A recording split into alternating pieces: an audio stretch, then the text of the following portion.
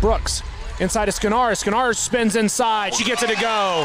It was only a matter of time before Ella started to get going. 3 for Skrzyniarz on the way. Gets it to go! The Vista del Lago Lady Eagles are going to be your Division III section champions. All right, we are incredibly lucky to be joined today by this next guest. I'm happy to say she's our first guest in the history of Premier Preps. So from Vista del Lago High School, fresh off of the program's first ever SAC-JOAQUIN section championship last Wednesday at Golden One Center.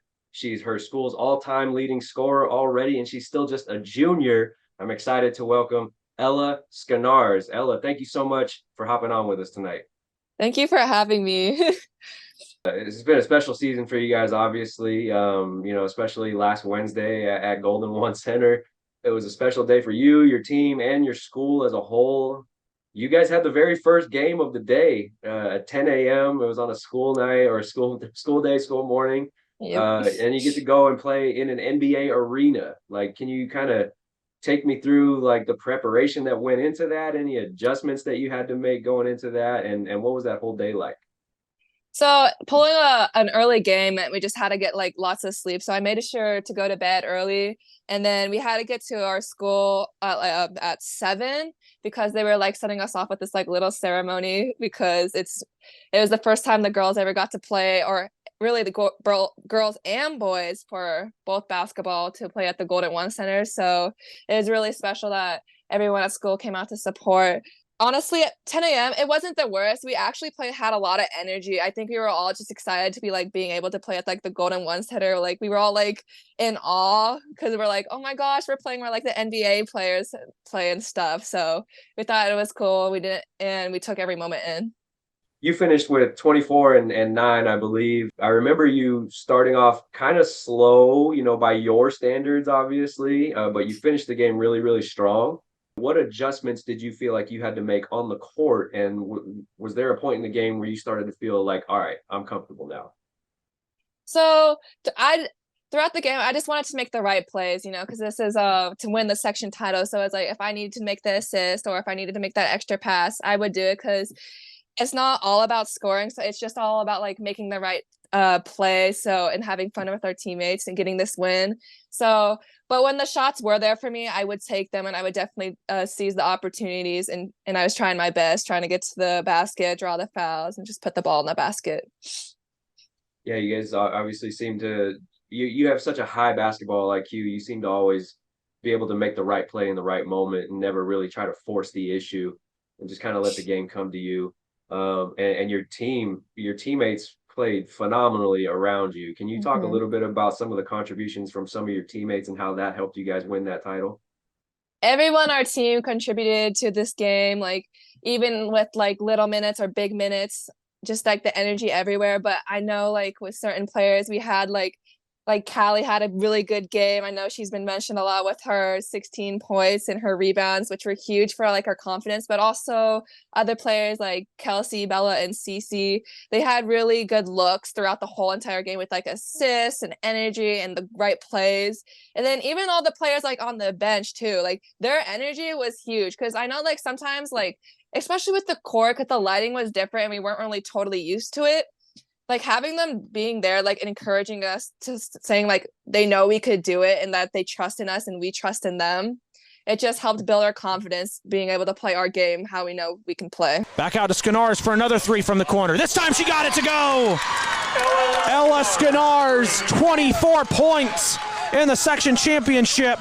When did it really sink in that your team had just accomplished something that no other girls basketball team had done in Vista history?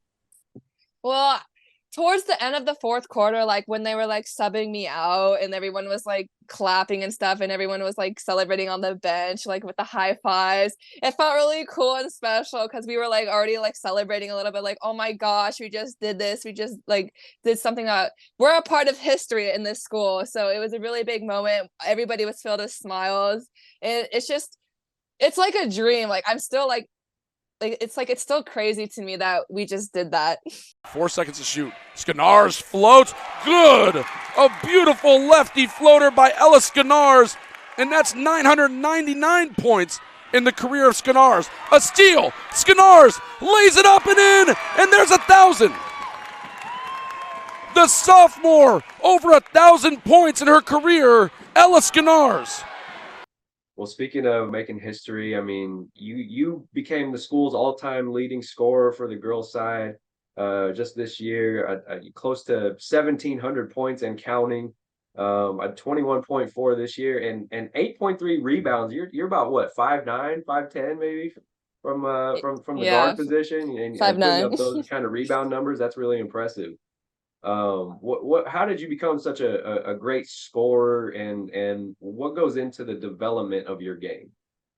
Well, like the work behind the scenes, like training every day, putting up shots, running, lifting, you know, getting into the gym as much as possible. I try to work on my game as much as possible. Even like after practice, I stay and shoot around sometimes. I talk with my teammates. I go to the gym with them.